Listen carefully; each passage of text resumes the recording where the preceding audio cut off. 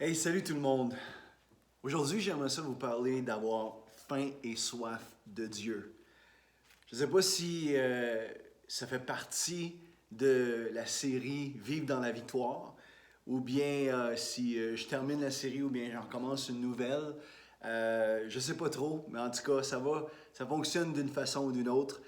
Euh, En fait, je crois que pour vivre dans la victoire, comme cette série qu'on a entamée cet été, euh, je crois qu'avoir faim puis avoir soif de Dieu, c'est vraiment une clé qui est importante pour vivre dans la victoire. Pourquoi? Parce que quand tu as faim, quand tu as soif de Dieu, il y a un objectif. Tu poursuis quelque chose. Tu poursuis sa présence. Tu poursuis son amour. Tu poursuis qui il est en fait. Et ça, ce que ça fait, c'est que ça t'éloigne de toutes les autres distractions. Tu es concentré. Oui, tu as un objectif. Tu es focalisé sur quelque chose. Puis je trouve qu'une des affaires qui se passe beaucoup, malheureusement, aujourd'hui, c'est que les gens sont distraits. Euh, L'ennemi se sert de cette pandémie pour distraire bien des croyants. Et en fait, ça nous fait oublier notre objectif premier, qui est d'aimer Dieu de tout notre cœur, notre force, notre âme, notre pensée, puis d'aimer notre prochain comme soi-même aussi. D'être un amoureux de Dieu et d'apporter son règne autour de nous. Um, donc, c'est très important. Puis aujourd'hui, qu'est-ce que je veux faire? C'est que je veux juste envoyer des cubes de sel, en fait. Tout au long du message, je vais vous envoyer des cubes de sel pour que vous puissiez avoir soif et de cultiver cette faim, cette soif des choses de Dieu. Euh, il y a une couple de versets qui, pour moi, sont tellement importants concernant la faim et la soif. Puis je vais vous en lire quelques-uns. Le psaume 42, évidemment, versets 2 et 3, où ce que le psalmiste dit, « Comme une biche soupire après des courants d'eau, ainsi mon âme soupire après toi, ô Dieu. Mon âme a soif de Dieu, du Dieu vivant. » Oui, tu sais, c'est comme si le psalmiste, à un moment donné, a observé, a remarqué les biches, peut-être après un long voyage. Il se retrouvait devant un courant d'eau, devant une fleuve, une rivière. Et puis juste comme, ouah, il se désaltérait, puis se lançait dans cette rivière-là et buvait. Et le psalmiste dit, ah, c'est ça que je ressens, c'est comme ça. Je suis comme cette biche-là qui a tellement soif de Dieu. Puis la biche qui vient, puis alors qu'elle se lance la tête première dans cette rivière pour boire, elle devient vulnérable. C'est parce qu'il y a juste une chose qui compte, c'est de se désaltérer. Puis moi, je crois vraiment que le Père nous appelle à cultiver cette vulnérabilité devant lui, puis de juste arriver, puis ah, j'ai soif, il n'y a rien d'autre qui compte. Je veux ta présence dans ma vie, je te veux toi, je veux de l'intimité encore plus profonde avec toi. Il y a un autre verset dans le psaume 63, verset 2. Encore, le psalmiste dit, « Ô Dieu, tu es mon Dieu, je te cherche. Mon âme a soif de toi, mon corps soupire après toi dans une terre aride, desséchée et sans eau. » Et encore, ce cri-là du cœur, j'ai soif de toi, puis je soupire après toi. Puis ce qui est intéressant à noter ici, c'est qu'il dit, même mon corps soupire après toi. Puis c'est intéressant de réaliser que même notre corps a été créé pour la présence de Dieu. Dans la présence de Dieu, notre corps est rafraîchi et comme régénéré. On retrouve nos forces, on retrouve une vitalité juste à être dans la présence de Dieu. Fait que notre cœur soupire après sa présence, notre âme, notre esprit, mais même notre corps soupire et a besoin de la présence de Dieu. Il y a une couple de choses qu'on a besoin de comprendre quand on parle d'avoir faim et d'avoir soif. La première, c'est que avoir faim et soif de Dieu, ça fait partie de la vie chrétienne normale. Autrement dit, c'est normal d'avoir faim et d'avoir soif de Dieu tout au long de notre vie. Une des preuves de ça, c'est lorsqu'on naît de nouveau ou lorsque une personne découvre Dieu et commence à découvrir Dieu. Qu'est-ce qui se passe? Immédiatement, qu'est-ce qui s'installe dans notre cœur? C'est une faim et une soif de le connaître, de le découvrir. Mon propre témoignage, lorsque je suis né de nouveau en 1986, ça fait longtemps, écoute, quand j'ai reçu Jésus comme mon sauveur, puis je suis né de nouveau, il m'a donné un cœur nouveau, un esprit nouveau, alors je voulais dévorer sa parole. Je lisais sans cesse. Je lisais là, à chaque fois que je pouvais. J'ai dévoré ce livre. Je voulais aller à toutes les réunions qu'il y avait. À chaque fois que l'église était ouverte, je voulais être là, que ce soit dans la prière, que ce soit dans la louange. J'écoutais avec empressement la prédication de la parole. Il y a cette faim. Je voulais être avec d'autres chrétiens. Tu sais, c'était tout ça. Ça, c'est venu en moi parce que je suis né de nouveau. Et on regarde les gens aujourd'hui, on est tellement reconnaissant de plein de gens ici au Témis en ce moment qui sont à la découverte de Dieu, qui recherchent Dieu. Et ce qui est vraiment le fun, c'est que tu vois qu'il y a une faim et une soif. Ils viennent aux réunions, ils écoutent en ligne, ils posent des questions. Donc, c'est normal. Voyez-vous, il faut comprendre qu'il faut enlever ce mythe-là, que la faim et la soif, c'est juste pour les nouveaux. Puis c'est juste comme, tu sais, garde... non, ça fait partie de la nouvelle personne qu'on est. Ça fait partie de ce désir-là qu'il y a à l'intérieur de nous, qui veut être près de Dieu, qui veut le connaître, qui veut vivre dans son affection, ressentir même son amour, puis sa présence pour nous. Donc, la Bible, la louange, les réunions, je veux vous dire quelque chose, c'est normal. C'est normal. La deuxième chose qui est importante de comprendre, c'est que avoir faim, c'est un signe de santé. Avez-vous remarqué que lorsque on est malade, OK, souvent, qu'est-ce qui se passe? On perd l'appétit. On n'a plus le goût de manger, on n'a plus faim. Moi, je me souviens, en étant plus jeune, lorsque je tombais malade, soit un rhume ou une grippe ou peu importe quoi, puis là, je ne voulais plus manger. Mais à un moment donné, ce qui était de la musique aux oreilles de ma mère, c'était quand je disais « Mom, I'm hungry.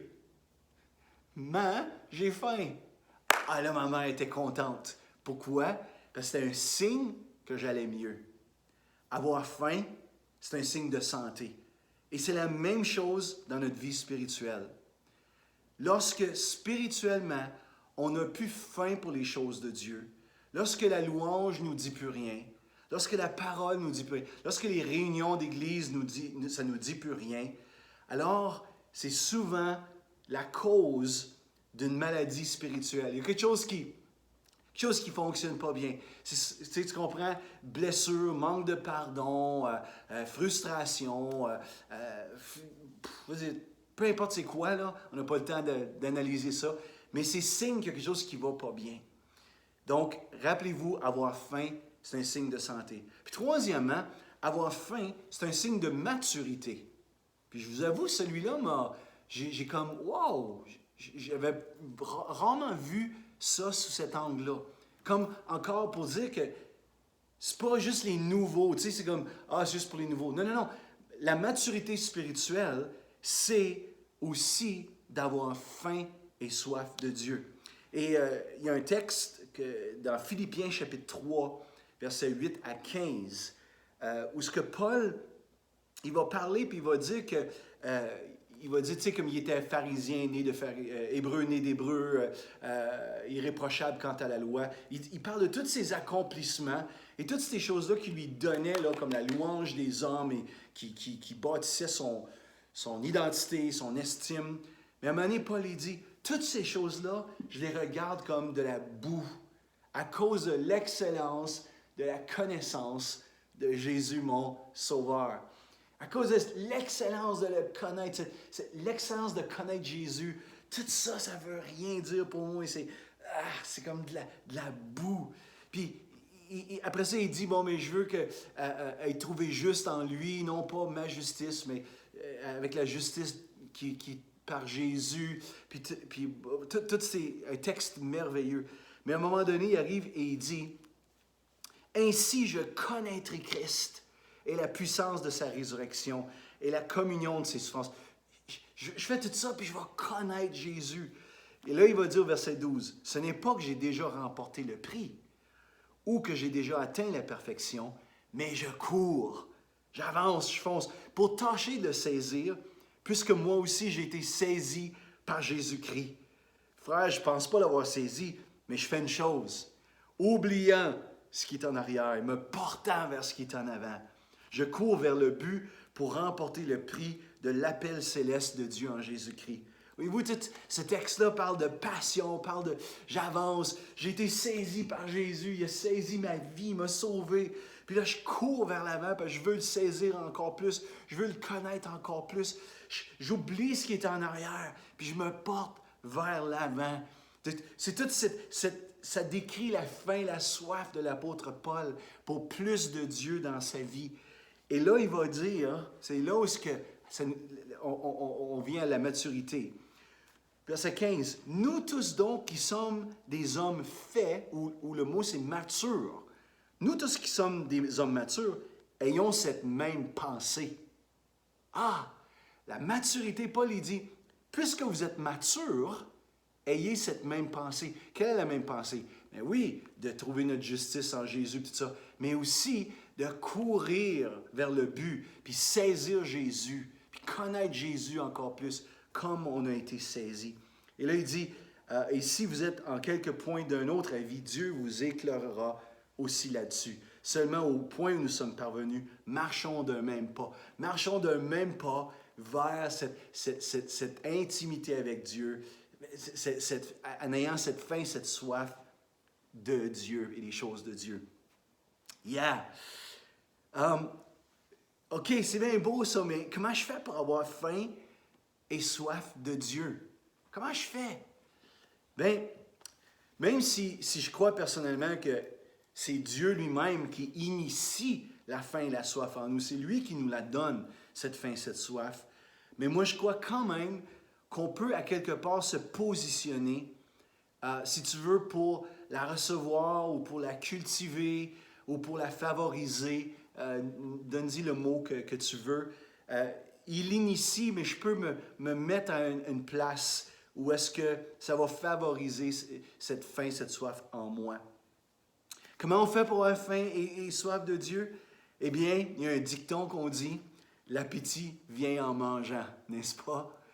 Puis c'est tellement vrai. C'est que des fois, on a besoin de manger, puis l'appétit vient, mais on réalise, oh, ouais, finalement, c'est bon. Puis finalement, j'avais faim, finalement. Je ne sais pas si vous avez déjà arrivé à dire ça. Tu arrives, puis tu commences à manger, puis tu dis, ouais, finalement, j'avais faim. L'appétit vient en mangeant.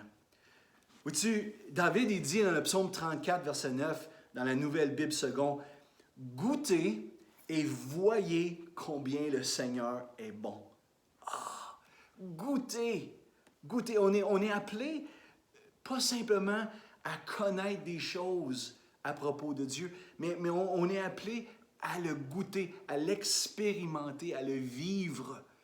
C'est une chose que je dis assez souvent, Dieu n'est pas une personne à étudier, mais plutôt il est une personne à connaître et à expérimenter. Donc, ce que je veux dire par là, il y a des gens là, qui passent leur vie dans les études bibliques, puis c'est bon, c'est pas mal en soi, il faut connaître la parole de Dieu. Je suis entièrement pour ça. Mais l'étude de la parole doit nous amener à expérimenter la personne qu'on étudie. Lire et méditer la parole doit nous amener à expérimenter et à connaître l'auteur de la parole, qui est Dieu par son esprit, qui a inspiré la parole de Dieu. Donc voyez-vous, c'est beau de connaître des choses, c'est beau de connaître des versets, c'est beau de connaître des doctrines, c'est beau. Mais dans la vie de tous les jours, d'expérimenter sa présence, en ce moment, dans cette pandémie, d'expérimenter sa paix, d'expérimenter sa joie, d'expérimenter, tu sais, là, sa sagesse dans les choses qu'on a à faire et tout ça. Vous connaissez sûrement cette illustration, mais je pourrais vous dire aujourd'hui, tu sais, moi, je connais Carey Price. Pour ceux qui ne connaissent pas Carey Price, je vous dis sur quelle planète habitez-vous, mais non, je ne dirais pas ça. Carey Price, c'est le gardien des Canadiens de Montréal, qui, selon beaucoup de gens, est le meilleur gardien au monde, même s'il y a des gens qui sont détracteurs. Bon, on n'entre pas dans ce débat. Mais, bon, donc Carey Price, et je pourrais vous parler de Carey Price, je pourrais vous dire ses statistiques, je pourrais vous dire sa grandeur, son poids, je pourrais vous dire qu'il est marié, qu'il a des enfants, je pourrais peut-être même donner le nom de ses enfants, le nom de... Puis là, après la conversation avec moi, vous pourriez sortir de là et dire hey, « Terry, il connaît vraiment Carey Price. Vraiment, il le connaît. Il m'a dit tout ça. » Puis, pourtant, je ne l'ai jamais rencontré personnellement. Et avec Dieu, c'est la même chose. Vous savez, on peut être assis dans une église semaine après semaine après semaine après semaine, entendre des choses de Dieu, entendre des beaux principes, puis puis tout ça, sans jamais le rencontrer personnellement, sans jamais l'expérimenter.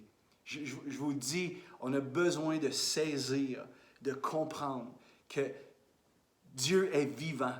Dieu le Père, Dieu le Fils, Dieu le Saint-Esprit, il est vivant et il veut se révéler, il veut se faire connaître et il veut qu'on l'expérimente.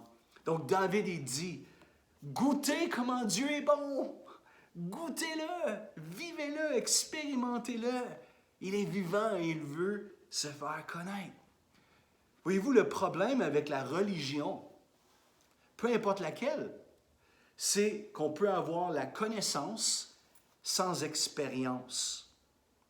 Donc, ça revient à dire ce que je disais. On peut réciter des versets, on peut chanter des chants, on peut sans expérimenter ce qu'on connaît. Et ça, c'est une tragédie. Le danger avec ça, c'est que à cause qu'on connaît, on pense qu'on est correct et on pense qu'on est OK parce qu'on connaît plein de choses.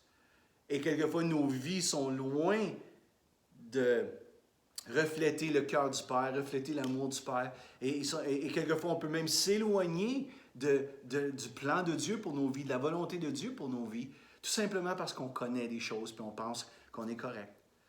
Jésus a parlé aux pharisiens et je crois un des versets des versets les plus tristes dans la parole, c'est dans Matthieu 15, verset 8, où ce que Jésus dit, « Ce peuple m'honore des lèvres, mais son cœur est éloigné de moi. » Ah, ça me frappe ça. Ce peuple m'honore des lèvres. Ils disent les bonnes choses. Les pharisiens enseignaient pour la majorité des bonnes choses par rapport à Dieu. Ils disaient les bonnes choses, mais le cœur n'était pas là. Le cœur a besoin d'être affecté. Le cœur a besoin d'être touché, d'être rencontré. On a besoin d'expérimenter Dieu intérieurement, pas juste dans notre intellect, vous comprenez ce que je veux dire, juste de connaître des choses. Bon, OK. Maintenant, deux choses assez simples pour avoir faim et avoir soif de Dieu. La première, approchons-nous de lui. Approchons-nous de lui. Dans le livre de Jacques, le chapitre 4, verset 7, Jacques dit, « Approchez-vous de Dieu et il s'approchera de vous. » Donc, on s'approche. Il y a des gens, des fois, qui ont l'attitude, « Ah, ben, Dieu connaît mon adresse, puis Dieu, il sait, là, moi, je n'ai pas besoin, là, de faire toutes ces affaires-là, là. Il sait, là, il connaît mon cœur, tu sais. » Puis des fois, ça, c'est juste une excuse pour masquer notre paresse spirituelle, notre apathie des choses de Dieu. Mais la personne qui veut vraiment, là, qui veut une touche de Dieu sur sa vie, approchez-vous de Dieu et il s'approchera de vous. La bonne nouvelle, c'est qu'on ne s'approche pas d'un juge, on ne s'approche pas d'un Dieu en colère. Hébreux 4, verset 16 dit « Approchons-nous avec assurance du trône de la grâce. Ce n'est pas un trône de jugement, ce n'est pas un trône de condamnation parce que tu n'es pas en feu pour Dieu. Non, il dit approchons-nous avec assurance. Pourquoi? Parce que c'est notre Père qui est assis sur ce trône. Puis notre Père nous aime. Il est tellement content qu'on s'approche. Peu importe l'état qu'on se trouve. Et il veut nous enlacer dans ses bras. Il attend ce moment avec impatience. Approchons-nous avec assurance afin de trouver grâce, afin d'obtenir miséricorde. C'est pour ça qu'on s'approche. C'est le fils, la fille qui vit des moments, mais on est sincère. Puis on approche Dieu. Puis jouez pas de jeu avec lui. On s'approche et on dit, tu sais quoi, j'ai pas faim puis j'ai pas soif. Comme, je l'ai pas dans de moi, mais je m'approche. Je veux juste me positionner pour que je reçoive cette faim puis cette soif. Puis, je vous dis, le Père va vous rencontrer. Quand on fait ça, que ça nous tente ou ça ne nous tente pas, on le fait parce qu'on sait que c'est bon pour nous. C'est-tu le psaume 34 qui dit, 78, « Pour moi, m'approcher de Dieu, c'est mon bien. » Je ne me souviens plus de la référence, là, mais un des psaumes, « Pour moi, m'approcher de Dieu, c'est mon bien. » Je le sais là, fait que je vais le faire. Je sais que c'est pour mon bien. Et on n'est pas déçu lorsqu'on vient avec un cœur sincère. Une des façons de s'approcher, c'est par la louange. Je veux dire, il y a plein de façons, évidemment, la prière, tout ça, mais la louange. Et je veux vous encourager, même quand ça ne vous tente pas. Si ça ne vous tente pas, c'est un sacrifice de louange. Ça ne me tente pas un matin, j'ai tellement de raisons, mais tu sais quoi? Voici mon sacrifice ce matin. J'élève mes mains vers toi. Je vais chanter ton nom, je vais honorer ton nom, parce que je sais que c'est vrai, ces choses-là, même si je ne le ressens pas. Dans le psaume 22, David il va dire que Dieu réside, il fait son trône, il s'assoit au milieu des louanges d'Israël, au milieu des louanges de son peuple. Il s'assoit, il réside dans cet endroit-là. Sa présence se manifeste alors qu'on le loue avec un cœur sincère et avec abandon. Et je veux vraiment vous encourager, frères et sœurs, apprenons à chanter de tout notre cœur. Apprenons à honorer notre Père avec nos lèvres, mais qui vient d'un cœur sincère. Non pas comme les pharisiens qui honoraient avec les lèvres, mais le cœur est éloigné. Mais nous, honorons-le avec nos lèvres, que les chants qu'on chante, qu'on puisse les prendre pour soi, que lorsqu'on voit c'est écrit en arrière les paroles, mais non, qu'on puisse prendre pour nous et dire, ça c'est mon chant, je fais de ça mon chant, je veux plus de toi, je veux ton amour, je veux ta grâce. Puis juste rentrer dedans, comme on dit. On s'approche de lui. La deuxième chose, comment avoir faim puis soif, mais arrêtons de manger ailleurs. Je ne sais pas si c'est la même chose pour vous, mais moi je trouve là, qu'il n'y a rien de plus décevant que d'avoir faim dans l'après-midi, exemple, puis commencer à grignoter, manger toutes sortes de choses, pour ensuite arriver à la maison, puis découvrir que ton épouse a préparé ton plat préféré. Oh! Là, tu réalises, tu n'as plus faim. Parce que tu t'es nourri de toutes ces affaires-là. Tu sais, c'est comme, tu manges des cacahuètes, des peanuts, tu manges, tu sais, des chips, je sais pas, de la réglisse, puis parce que tu as un petit creux dans l'après-midi. Puis là, tu arrives pour souper, puis là, ta femme a dit, j'ai fait quelque chose que tu vas aimer, Terry. J'ai fait du filet mignon. Puis là, tu es là comme, là, tu passes au chip, puis au peanut, puis comparé au filet mignon, tu dis, Fait que, tu sais, des fois, c'est pour ça qu'on n'a pas faim puis on n'a pas soif. C'est une des raisons pour laquelle les choses de Dieu puis Dieu ne semblent pas attrayants pour pour bien des gens, puis des fois des croyants, pour bien des croyants malheureusement. Parce qu'on se nourrit de toutes sortes d'autres choses. Tu sais? Tandis que Dieu, il veut être notre source. C'est lui qui veut être notre subsistance. C'est lui qui veut être c'est lui, c'est seulement lui. Mais nous, on passe notre temps à manger du fast-food. Tu sais, veut dire, quand tu penses à ça, là, tu passes l'après-midi d'un petit creux, tu t'en vas au McDo, tu prends un Big Mac, puis tu arrives, puis il y avait un filet mignon pour souper. Là, tu penses à ça, Big Mac, filet mignon. Puis en plus, c'est ces choses-là, comme par exemple le Big Mac, ça satisfait temporairement la faim. Une demi-heure après, tu as faim, souvent. C'est vide. Il n'y a pas de, tu sais, là, de choses nutritives dans ça, en réalité.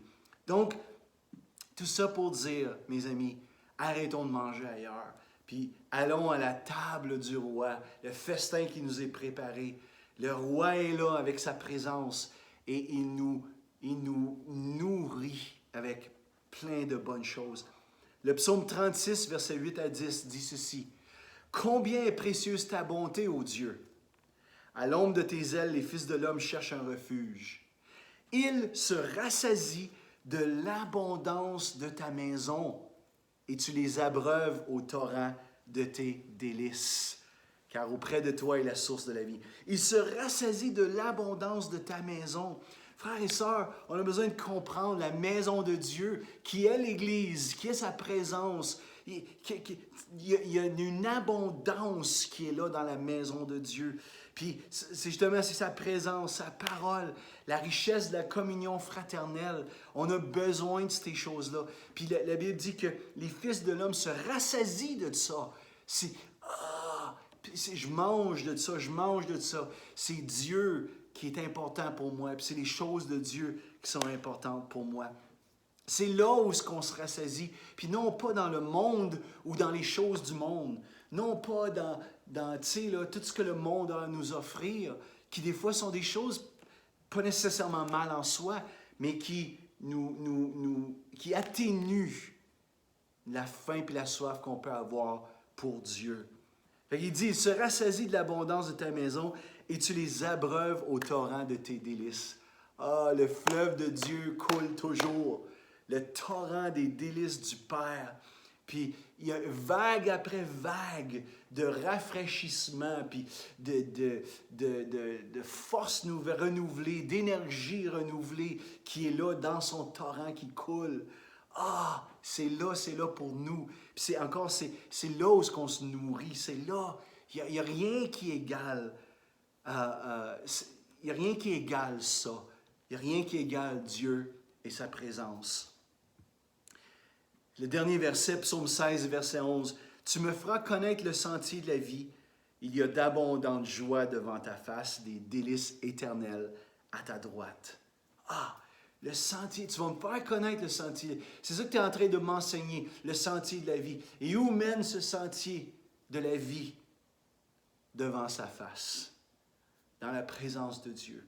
Et il y a d'abondantes joies et des délices éternelles. Ah, il n'y a rien comme être devant ce Dieu si merveilleux, ce Père si merveilleux, qui te regarde et qui regarde le fond de ton cœur, qui regarde au fond de toi l'amour que tu as pour lui. Même si quelquefois tu n'as pas faim, tu n'as pas soif, mais dans le fin fond, il y a un amour qui est là pour lui. Et ses yeux comme des flammes de feu te regardent. Et t'aiment. Ses yeux pleins d'amour qui t'aiment. Il n'y a rien qui égale ça. Un instant dans sa présence. Mieux vaut un jour dans ses parvis que 1000 ailleurs. Mieux vaut un jour dans sa présence que peu importe où ailleurs. Je vous encourage aujourd'hui, cette semaine, à vraiment vous mettre devant lui et dire, crée en moi cette faim, cette soif. Je veux revenir à ça. Je veux comme, peut-être je me suis laissé distraire pendant cette pandémie, puis pendant tout le bouleversement que le monde a connu, que l'Église a connu. Peut-être j'ai comme, ça m'a... Mais là, en recommençant, là, septembre s'en vient, je veux juste comme, OK, je reviens à l'essentiel. L'essentiel, c'est toi, Père, c'est toi. Puis je veux juste comme recommencer à avoir faim et soif de toi. Je veux plus de toi dans ma vie.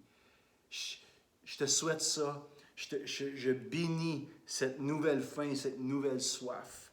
Reçois-la là aujourd'hui. Reçois ça, puis redeviens passionné pour lui. Redeviens un affamé de Dieu et des choses de Dieu. Je vous le dis, c'est le sentier de la vie. Puis c'est normal. C'est la vie chrétienne normale. Donc, bonne semaine tout le monde. À dimanche prochain.